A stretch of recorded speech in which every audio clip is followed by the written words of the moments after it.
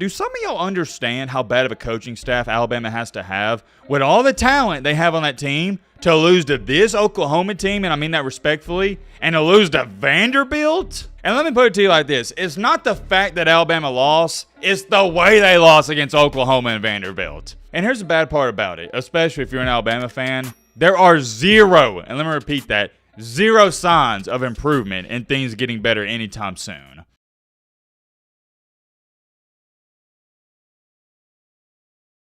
Ladies and gentlemen, boys and girls, hope all of you having a great Monday. Hope all of you having a great and fantastic start to your week. If not, hope this video can make it a little bit better. Man, oh man, you know we got to talk about them. Alabama.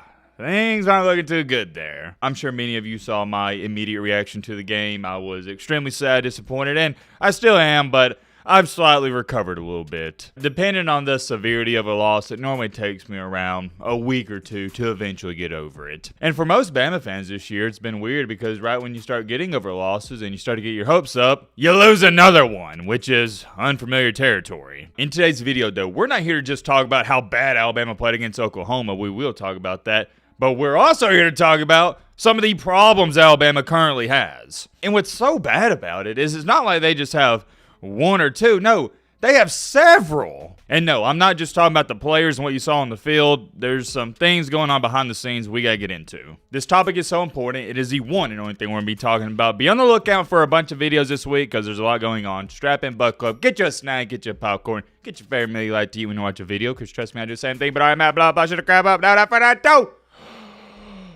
Let's get into it. First things first, we got to take a look at some of the comments on the recent video, and I see this is the first one I've stumbled across. Y'all are still calling me anything but my name. Nathaniel? I don't even know whether to be mad at that or just applaud the creativity. Matt B. Diddy's hairline rushed for 147 yards. You know, I ain't gonna say nothing. I ain't gonna lie, I saw this comment yesterday and it had me laughing for a couple minutes. So, you know, I tell you guys I watch film and whatnot. Somebody said Matt's film is watching the ESPN highlights of games. Alright, no. I was in a good mood, but what is this? Hey, Matt B. Diddy. Bro, no. I'm not reading the rest of your comment if you address me as that. Marty the Diddler? No. That might be immediate ban. As y'all know, this is not a dictatorship. This is democracy. Let us know in the comment section. Are we banned? What is this guy? Chopper the Deli? Is that immediate ban, or are we going to let that slide? Just give him a strike or something. Marty the Diddler is wild. And by the way, who is Marty? Chopper Deli, by the way, pretty cool username. I ain't even going to hold you. I know you're not talking to me because that ain't my name. Let's get into football stuff, though. Alabama got completely Donkey Kong, Bing Bong, Ping Pong smash by the just not very good Oklahoma Sooners, and let's just call it for what it is. And it was a great win. I think it was senior night for them. They had a lot of emotions riding on the game. They played great, but that doesn't mean they're a great football team. This was a combination of Oklahoma was ready to play. They had a great game plan, and Alabama was not ready to play, and they had a terrible game plan. And me sitting up here and telling you guys Alabama had a terrible game plan probably isn't doing it any justice. They didn't even have a game plan. You can't even have a terrible one if you don't have one. And the consensus around the nation, especially if you're an Alabama fan, when you see Alabama only put up 3 points and they lose any game, is the first thing everybody wants to, or the first player everybody wants to blame, is the quarterback. For example, when Alabama lost to Vanderbilt, somehow, some way, I saw Alabama fans spinning a narrative that the game was on Milroe, when against Vandy, if you look at Milroe's stats, he played great. The only quote-unquote bad thing he did was he had a tip pass interception. Was that his fault? Not really. I mean, he threw it to the receiver, just bounced off of him. And then he had a blindside hit fumble, but that's on the offensive line. Outside of that, played good enough to win the game, put up 35 points. Alabama offense was fine. It was the defense. And I tweeted this out. Oklahoma played exactly like Vanderbilt. It seemed like we were playing Vanderbilt again, but they were disguised in Oklahoma uniforms and jerseys. Oklahoma didn't take one page out of the Vanderbilt playbook. They took several. They did exactly what Vandy did. They had a dual threat quarterback. They did some shovel passes, did a lot of zone reads, and they didn't throw the ball a lot. And when Oklahoma did throw the ball, were they launching it 70 yards or 60, 50, 40 yards down the field? No, it was short, gimmicky passes. They threw a couple of slant passes. That's going to be great, and it's going to work against that Alabama defense because a lot of times they love to play cover one robber, which we've already done a whole film breakdown on. And I thought about doing a film breakdown on this game, but I just didn't think there was no point because it wasn't even close. It wasn't even competitive. And that's the worst part about it if you're an Alabama fan. You didn't even compete. It's hard to get too upset about a game in which you were never in. There's many places we could start with this, but first things first, since I know everybody is talking about them, let's start off with Milroe. I'll talk more about Milroe later in the week, but if you are just solely blaming this game on Milroe, you don't know what you're talking about, and you don't know ball. I've said this for years on the channel. I will continue to say it. I don't care if you got Tom Brady back there. If your offensive line can't block, it's not going to amount to a hill beans. We saw it in Brady's final year with the Buccaneers. That offensive line wasn't as good as they were in the year when they won the championship. Therefore, Tom Brady, his numbers suffered, and he didn't look as good. So if Tom freaking Brady, the unanimous GOAT, I don't think there's any debate about it, couldn't be a great quarterback with a bad offensive line, what makes you think Milroe can? That's not a knock on Milroe. It's just saying nobody's going to be good when the offensive line doesn't protect the quarterback for more than 1.5 seconds. That's where Bama fans should be pointing the finger, but we'll get to the O-line in just a second. Let's get back on track with Milroe. Milroe early in the game did a terrible job of getting north and south on his runs. I guess he thought it was the same LSU defense where he could just run around them, or like he did against Georgia. But no, Oklahoma, they were faster and they were prepared. I counted 2. There might have been 3 plays in the first quarter where Milroe could have had an easy first down, but instead of getting upfield, like I said, north and south, he's running side to side and actually lost yards. It may work every now and then, but it's why when you watch NFL running backs, they never run side to side. It's always north and south. And same thing with quarterback scrambles. And when you think about it, against LSU, when Milroe broke off all those runs, it was because he was getting north and south. Milroe did a bad job there. Let's talk about his 3 interceptions. The first one wasn't his fault. Milroe had numbers to the top. He had, I think it was 3 wide receivers to 2 cornerbacks out there. He was coached to, hey, if we have numbers up top, throw it there. What happened is, I believe it was Kobe Prentice. I could check, but it really doesn't matter. One of the wide receivers, he didn't block the guy. The guy that picked it off, he was supposed to be blocked. Our wide receiver doesn't block him. Milroe throws it to where he should have thrown it, and the cornerback made a great play. That one you can overlook. The second interception, that was ugly. Milroe, he got fooled. Oklahoma dropped back in coverage. Milroe, he just got confused, threw it right to him, and yeah, it was a pick 6. Milroe also had one of the most pathetic tackle attempts you're ever going to see. I guess he wasn't trying to get hurt, but come on, man. You at least got to shove the guy out of bounds. He just kind of slid under him. I don't know what he was thinking there, but I'm not going to hold that against Milroe too much because, guys, it's not like he plays cornerback or linebacker. He's the quarterback. He's not used to tackling people, so don't try to ridicule him too much for that. The third interception wasn't his fault. Got destroyed on the play because guess what? Offensive line can't block. Am I trying to sit up here and take up for him? No, absolutely not. I'm just telling you what happened and how I saw things. And I mean this in the humblest way possible. It's not even like these are my opinions on what happened. I'm telling you this is what happened. It's reality. 2 of the interceptions, not his fault. The 1 pick 6 was his fault. Let's get a move on. And let me say this actually before we get a move on. My apologies. Milroe didn't play a good game either, so I'm going to get to some other players, especially the offensive line unit, but Milroe, he played bad. Let's get into the reasons, though, as to why Milroe didn't play so good. Number 1, Elijah Pritchett, and number 2, Caden Proctor. Both of them guys, not just one of them, both of them sucked. They were awful. They couldn't block anybody, but don't let that distract you from the fact nobody on the offensive line played good.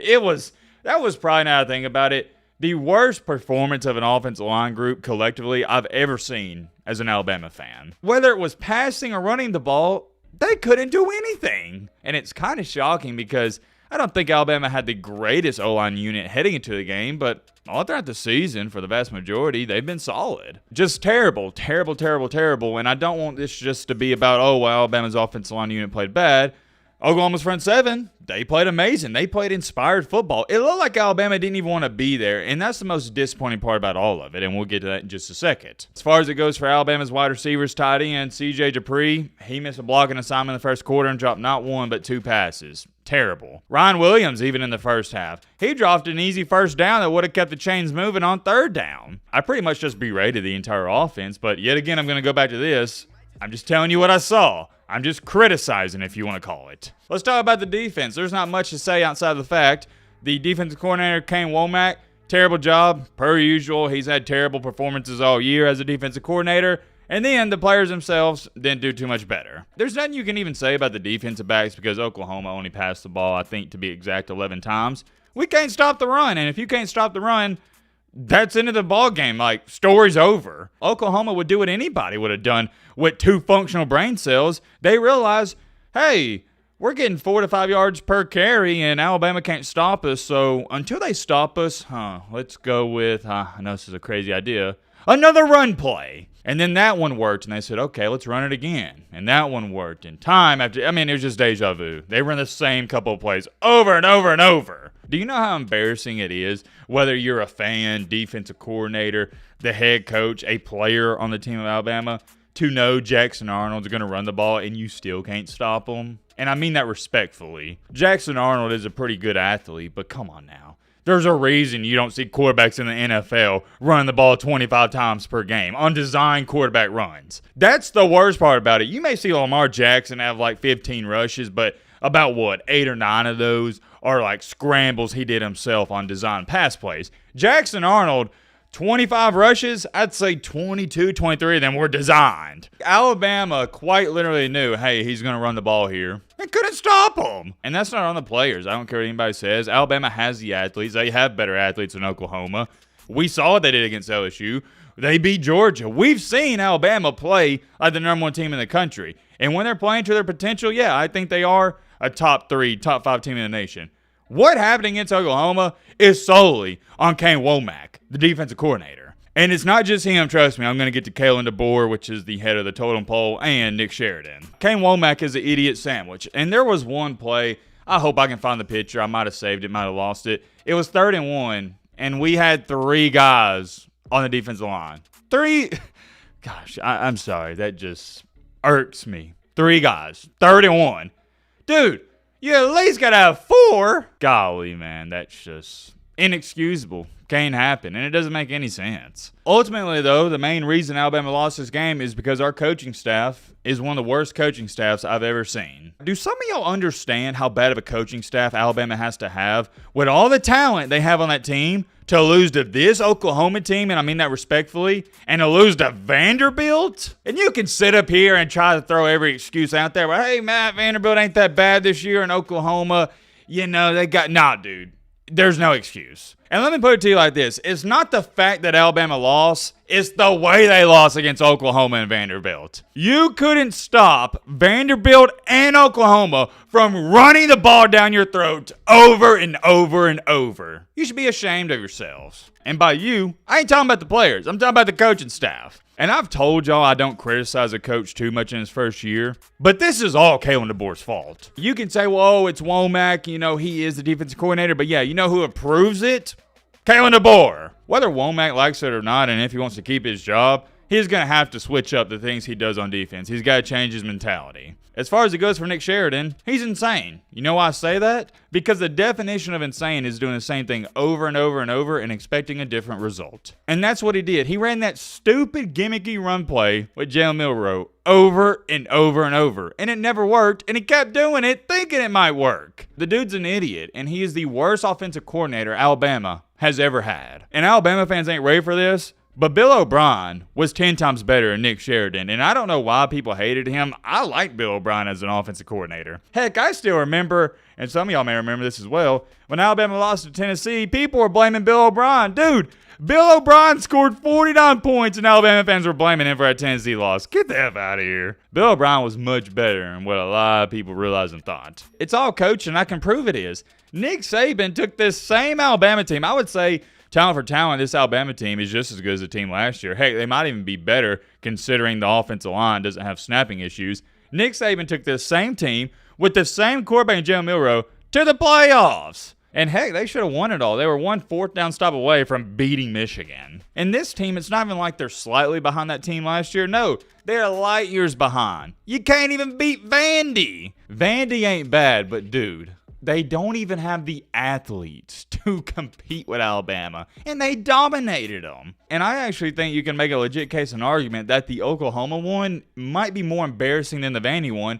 Oklahoma didn't even have their top 5 wide receivers playing. You knew, Womack, you knew they weren't going to throw the ball farther than 10 yards down the field, and you still couldn't stop them. Alabama has so many problems, and they ain't even funny, and really, if you're a Bama fan and you think about it too much, it starts to get depressing. And here's the bad part about it, especially if you're an Alabama fan, there are zero, and let me repeat that, zero signs of improvement and things getting better anytime soon. This is one of the most poorly coached teams I've ever seen. They have the talent to compete for a championship, and they're not even going to make the playoff. And I don't even know why Alabama fans would want to make the playoff. You can't even beat Vanderbilt, the nerds, and then you can't even beat this, at best, mid-tier Oklahoma team. And that might be me giving Oklahoma too much credit because they've sucked pretty much this entire season. There's many more things I could say. I'll leave it at this. Let me know your thoughts down below. I'm curious. But,